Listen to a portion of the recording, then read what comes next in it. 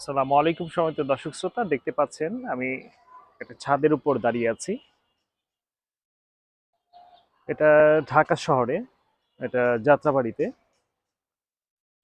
তো যে বিষয়টা আজকে ফোকাস করতে চাচ্ছি, ব্যাঙের ছাতার মতো কিন্তু বিভিন্ন জায়গায় বিল্ডিং উঠেছে। কোথাও পরিকল্পিত, কোথাও অপরিকল্পিত, এভাবে কিন্তু নগরে বিল্ডিং উঠেছে। যখন ভূমিকম্প হয় তখন কিন্তু রাজুকের টনক নড়ে, তখন বিভিন্ন ধরনের কথা বলে যেই সব বিল্ডিংগুলো পরিত্যক্ত হয়েছে কিংবা অপরিকল্পিতভাবে করা হয়েছে, এগুলির বিরুদ্ধে বিভিন্ন ব্যবস্থা নিবে। কিন্তু যখন ভূমিকম্প না হয়, কিছুদিন বিরতিতে থাকে, তখন কিন্তু সবকিছু ভুলে যায়।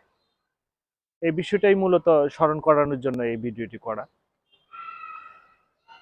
আর বিশেষ করে যারা স্থানীয় রয়েছেন, তাদের প্রভাবের কারণে মূলত অনেক সময় রাজুক অনেক কাজ তাদের হাতের বাহিরে চলে যায় বিভিন্ন প্রভাবের কারণে।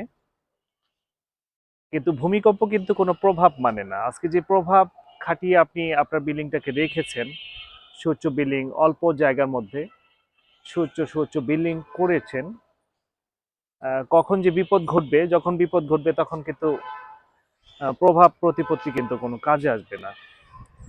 এজন্য সময় থাকতে যদি প্রয়োজনীয় ব্যবস্থা নেওয়া যায়, তাহলে কিন্তু সাধারণভাবে যারা রয়েছেন তারা কিন্তু বেঁচে যাবে। নচেত অসাধারণের সাথে কিন্তু সাধারণরাও কিন্তু বিলীন হয়ে যাবে। এই বিষয়টা আমি আসলে কর্ণগোচর করার জন্যই মূলত এই ভিডিওটি করছি। তো বিষয়টি আমলে নিবেন, এই আশা ব্যক্ত করছি। সকলে ভালো থাকবেন। আল্লাহ হাফেজ।